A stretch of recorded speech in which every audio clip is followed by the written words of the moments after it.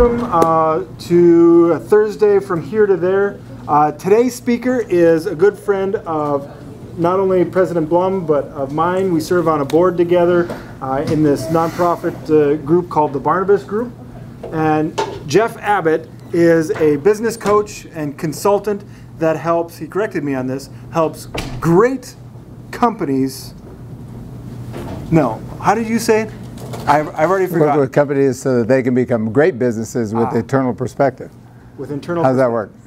So not internal perspective. Christian business owners, like we've talked about Christian business owners. How do you own a business and run not a Christian business, but run a business as a Christian business owner? Jeff Abbott is the person that you talk to figure that out. How do I make my business a great business with an eternal perspective? Right? Right. Okay, I didn't miss anything? That's close enough. Close enough. Okay, so from here to there, Jeff, can I just ask you, the first question I want to ask you is when, you know, I use the age 18 just as a generalization for college, basically. So we look out into this room and we've got a room full of college students. When you were 18, what was important to you? I was a train wreck. So I became a Christian the day before I turned 18, and I was class clown in my high school, and I excelled in that and just about nothing else. So I actually saw myself at 18 years old becoming kind of a blue-collar worker. In what kind of industry? Machinery or automotive. Okay. So what happened? You're 18. You see your future as a blue-collar worker in the automotive industry. Somewhere you took a turn. Where was that? It was a very abrupt turn. I met a girl. Ah. That didn't want to be married to a blue-collar worker. Really? Exactly. I said, man, you have some pretty high taste. And we go in neighborhoods where she's looking at houses and stuff. And I said, we're not going to buy a house. She just showed me her taste. And I said, well, if I got to keep up with this, I can't be pumping gas. Mm-hmm. That's the God honest truth. How old were you when that happened? 17. Yeah, like I said, a month later, I became a Christian. A few months later, I applied for college at a JC. Okay. And I started taking all the remedial classes I needed to take because I was a class clown. Now, I just want to emphasize this. You did this. You enrolled in JC, started taking classes, started re-envisioning your life, all to impress a girl. All right? to make sure I didn't lose her. Hey, girls, do you understand what I'm talking about? Okay. So you enter JC. How does your vision for your life change when you get to junior college? Well, I got to junior college. I sat across from my counselor, and he looked at my transcripts, and he said, ooh. Your high school transcripts? Yeah. And he said, oh, wait a minute, I see here you excelled in industrial arts. Mm-hmm. Very good, very good. He said, have you ever thought about being an industrial arts teacher? And I thought, little bells went off, and angels singing. I said, sign me up for that. So that was my major, industrial arts. And I actually didn't ever change my major. I changed my location. I went into Army for 2 years, got married to Doris, and went back to school as a married guy and finished my coursework. And actually I ended up excelling. And I think the reason, a lot of it was because I grew up a lot, and I had to apply myself in the Army because I became a navigator. So navigators are a Christian group, parachurch organization that helps you be discipled. And so I was discipled. I read a lot of books. I memorized scripture like crazy, and I started taking my life seriously. So I started reading a lot. I did take remedial courses before going in the Army. Mm-hmm. So by the time I came out, I retook the entrance exam and passed with flying colors and started making straight A's. This is the entrance exam to junior college. Junior college, okay. So then you started making straight A's. I'm just curious. you started taking your life seriously. That's a statement you made. I started taking my life seriously. What happened to make you start taking your life seriously? Was there an event, or what changed your mind about things? That's a good question, because all my youth, I was really goofy, right? Anybody know what the right? goofy? Yeah. Does anybody know what an ENFP is? Do you know the Myers-Briggs? Yeah, literally me. The same with you, because there's hope for you. I was an ENFP, and that just means that you're kind of goofy all the time, and my dad didn't think I'd amount to anything, and he told me that every day. And yeah, and he was trying to do reverse psychology. I mean, straighten up and fly right, you'll never amount to anything. And he just kind of gave up. And so when I was in the Army, though, I realized that if you apply yourself, you start standing out above, head and shoulders above everybody else around you. So I wasn't ever applying myself at anything but having the next funniest joke. So so I started to apply myself, realized that I wasn't going to be an idiot all my life, that my dad was, you know, trying to do something, trying to motivate me in a crazy way, but I just started to excel. And when I did, they invited me to take part in some things like Soldier of the Month competition. And I started winning those, you know, so I started just to become a great soldier. Even though I was drafted, ENFPs like to have fun, so they take fun where they go. So I took fun with me into the Army, and I made it fun for me, and excelling at that stuff was fun. So knowing how to make artillery work, and knowing how to read a map at night when you can't see it, and all those things, I just loved it. It was a big game to me, and I started to really excel. Did you take any of that concept of taking fun where you go, kind of enjoying the challenge or the game into your college life? Yeah, everywhere I go. So how did you apply that in college? Because college, you sit in classes and you're lectured to, right? That's what college is. How do you apply that in college? People give you homework, and that's not. I'll say in ENFP, people either love you or hate you. So I had favorite teachers and teachers that couldn't wait to get rid of me. So and that kind of went over into the college thing too. But I got along really well with my college. We were relationship people, and so building relationships, and that in my college and work life, it has become all about relationships. And some of you guys are not. How many, if you know if you're an introvert or an extrovert? Introverts first. Okay. When I say the word networking, how does it make you feel? Yeah, you're shrinking, right? So relationship building, you know, that's kind of like a final frontier, you know, for an introvert. Sadly, for you, that's the direction that you have to go. Now, you don't have to know 1,000 people, but you have to build good relationships with the people that you're going to be around. And that is going to be a measure of your emotional intelligence and your ability to coexist on a team. And everything is teams nowadays. I don't know if you guys have heard from your instruction, people put people on teams in businesses now, and so you have to coexist with other people, and it's kind of like having roommates. You know, you have to be a good citizen. There's a couple of things that you mentioned earlier. You learned how to be an excellent soldier, and you stood head and shoulders above other soldiers who were not applying themselves. Not motivated, not motivated. Didn't care. So two things that we hear over and over from employers is that, you know, if students did some basic blocking and tackling coming out of college, like showing up on time, making sure that they're dressed appropriately for a job interview, things like that, just the blocking and tackling of that, they would stand out. Absolutely. Is that your experience? I mean, you work with employers every day, all day long, dozens of them. What do you have to say to speak into the world we live in right now, as far as how do you stand out in a crowd? So there's a book that's gaining a lot of momentum right now. It's called The Ideal Team Player, and it's written by Patrick Lencioni. Patrick Lencioni and his teachings are gaining a lot of steam in the business world. And so people are reading them and starting to re-look at how they select people.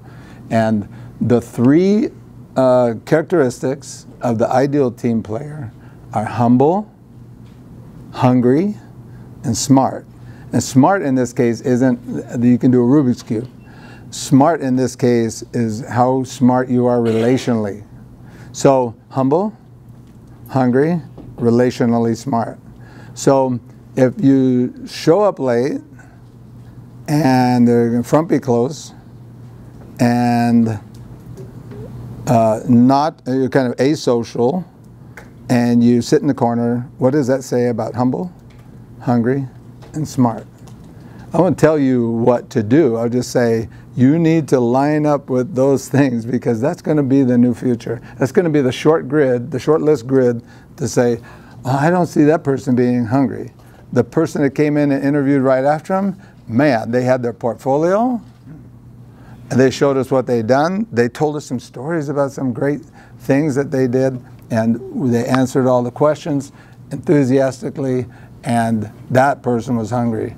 And so you just have to look at the rest of the world, and soon the business world will be more and more measured by these three items. Humble. Now remember, not everybody is Steve Jobs, right? I mean, Steve Jobs might be famous, but you can't go into Steve Jobs' company acting like Steve Jobs and get hired. They're not looking for another Steve Jobs, right? So they're looking for those characteristics. Humble, hungry, smart. I like that. So State graduated in 1976, and I walked in 77 with a degree in industrial arts. I taught school for 1 year in industrial arts, and that was all I could take. And back into industry, where I had been working my way up, and I thought, I want to, rather than teach, I want to work in management at a manufacturing company. You had that clear vision. I want to work in management at a manufacturing. Yeah, a little bit of teaching will do that to you. So I guess one thing I want to point out to everybody here is I talk a lot about how the line of our journey is never a straight line. It's squiggles, right? And you have to be okay with squiggly lines in your life sometimes. So you got out of college and thought you're going to be a teacher. That's my dream. Yeah. From the time you sat across from your counselor at that junior college, you were thinking, I'm a teacher, because he told you. Have you thought about? It was like a 9-year process or something. 9-year process to become a teacher. You go in 1 year, and your line squiggles. What was going through your head at that point? Were you disheartened? Were you, I'm lost? What? No, I just knew that it wasn't lining up with my strengths, and where I came from, I did have an out. Where I came from, I was succeeding really well, and I thought, I'm going to go back to where I was succeeding last. But I don't want to be just interfacing with machines. I want to lead. I want to interact with people. I want to lead. I want to influence. And so went back into industry. And although I did really like working with kids, so I became a junior high youth leader at Calvary Chapel, Costa Mesa. And I wasn't the pastor, but I was in that organization, and I loved doing that. So I did that for a few years, and in my ministry. So that kind of fed the nurture kids sort of idea, and then I started excelling in the factory setting. Okay. We've talked a little bit about this humble, hungry, and smart, but you work. Let's see. You work with a lot of employers. You work with a lot of Christian business owners. When you start working with a new Christian business owner client, what do you think there is the most common problem that they're facing as far as figuring out, how do I run a business that's not Christian on the name or anything? How do I run a manufacturing business as a Christian, living Christian values? What are the first hurdles that you have to overcome in their mind? Well, there's two kind of facets to that. One is, how do I run a business? Okay. And they know how they run their business, but how do I run a good business? And there are all of these things that people haven't discovered. Most entrepreneurs get into business not because they got a business degree, they studied how to do it, they're going to do it by the book. They get tired, they get fired, whatever the deal is at their work, and then they start a business. They see that, hey, they're in the back, they're doing all this work, and they could be taking all the money home for that instead of the boss. They're in a bad situation or whatever. They said, just break out and get into business for myself. 10 years later, they're kind of stuck in the business that they built. So they didn't do it by the book. They kind of did it, bootstrapping, not enough money, not enough capital, and the wrong attitudes about people and all that stuff. Yep. So enter Jeff. Okay. Yes. And they're a Christian, and then they say, well, I'm kind of tired of doing it this way, I want to do something else. So really there's a lot of power in the group. I don't know if you guys realize, but if you just got mentored about all the things you're learning by one person and you just sat there and just started writing notes, it'd be a lot different education than the education you get when you learn as a team. You're going to learn from one another, you're going to learn from different professors, you see that you start to be influenced by a lot of different people, and especially people that are in your moccasins, the other people that are learning what you're learning, maybe it could be a year ahead of you, 2 years ahead of you, and actually had to experience the things that you experience. They have great credibility. And so when these business owners work in teams, they can see the other person succeeding that has their same challenge, and they don't have an excuse anymore. They say, hey, that guy can do it, I can do it. And so that's very powerful. The second thing is that there are typical paths that you walk to get. So you have to have a good team. For instance, you have to have alignment in the team. The team has to think alike. They don't have to think the same. Uniformity and unity are two different things, but they have to be united on a mission, going in the same direction. So most of those entrepreneur kind of people don't know how to do that. So we come along and help them to create that. Most of them don't measure anything, don't look close enough at their books, don't know how they're doing. They got money, like you hear the joke, they got checks left, there must be money in the bank. We teach them how to look at their basic business finances and things like that. And so then on the spiritual side, I don't know, well, from my perspective, I hear a lot of people saying, oh, that Christian side, I don't want to cram my religion down somebody's throat. And that's what people think being a Christian is, cramming religion down somebody's throat. And I tell people, whoever said anything about cramming religion anywhere? You know, like I said, so the thing that I realize in ministering to people is if you love them and you give to them, they never say no. Can I pray for you? It might feel awkward, but they go, sure. I have this thing here, and you know what it's about. It's a random prayer of kindness. Just stop, drop, and pray. And then hand them his bracelet and say, now go pray for the next person. So if I pray for you, you pray for someone else. Right. Leading people in a Christian world doesn't mean you're forcing anything on them. You're actually pulling them into the kingdom by loving them and giving to them. So there's a book called The Go-Giver. It changes your perspective about being a go-getter into a go-giver. And the go-giver makes himself memorable by giving.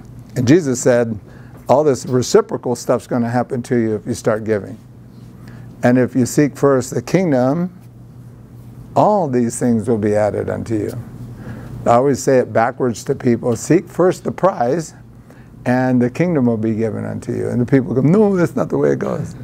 So just to make a point, you have to seek first God's plan, and then it doesn't work like a slot machine. You know, you don't go straight for the prize. You seek the kingdom, and he gives you the prize right when you're not looking for it. So that's my philosophy of leading people in a business. So you guys aren't going to be business owners probably soon, in the next 12 months or something. You're probably going to be employees soon. But then you can see, you can watch how business is done. And I recommend that you be avid readers, because leaders are readers. And so read as much as possible. I was the guy that didn't read, remember me? And I've read about, so I got fired from my last job. I didn't put that down on my resume. I worked for 20 years in an aerospace company. We made big parts for the space shuttle, and I was president of the company. And we, then they joined some companies together, and they said, "Eeny, meeny, miny, mo." And when the music stopped, I was out. And so what I had to do after that is I had to do lots of networking and find my way to my next deal. But anyway, I was going somewhere with that, and it flew out the window. That's good. Honesty is perfect. So we're just about out of time. I wanna look around the room. Does anybody have any questions for Mr. Abbott? Can I say one last thing? Yeah. You are going to go out into a world that is unknown to you. You're not going to know where to start. Some people are going to launch and say, "I don't even know what I want to do. I spent all this time learning what I want to do, and I don't know what I want to do. I'm just going to quit." So people despair and stuff. Don't. I think I had 19 jobs before I got my big break. So, including the teacher job.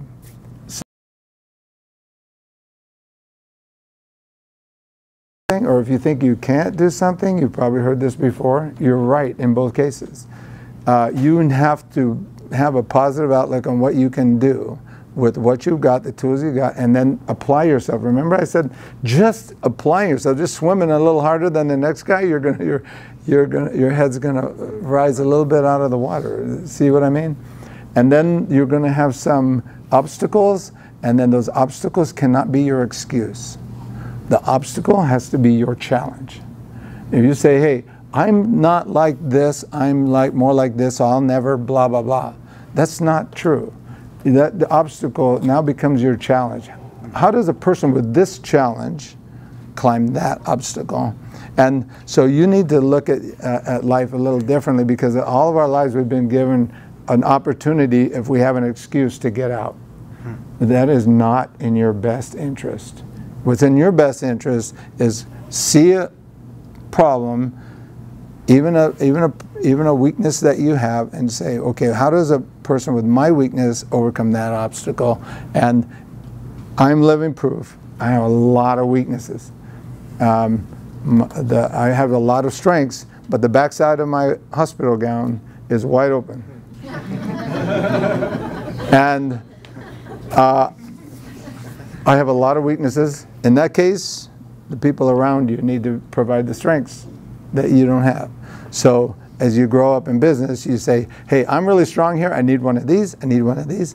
Not everybody on the X-Men can make ice or fire or cut person in half. They need all each other. You get it? So they need each other for all those